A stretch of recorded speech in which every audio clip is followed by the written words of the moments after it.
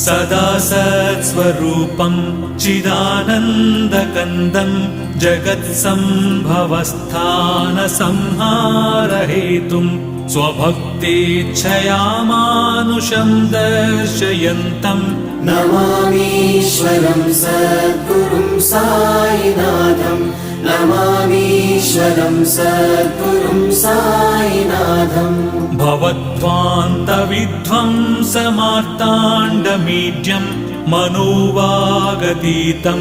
मुनिर्ध्यानगम्यं जगद्व्यापकं निर्मलं निर्गुणं त्वां नमामीश्वरं सद्गुरुं साईनाथं नमामीश्वरं सद्गुरुं साईनाथं भवाम्बोधिमग्नार्दितानां जनानां स्वपादाश्रितानां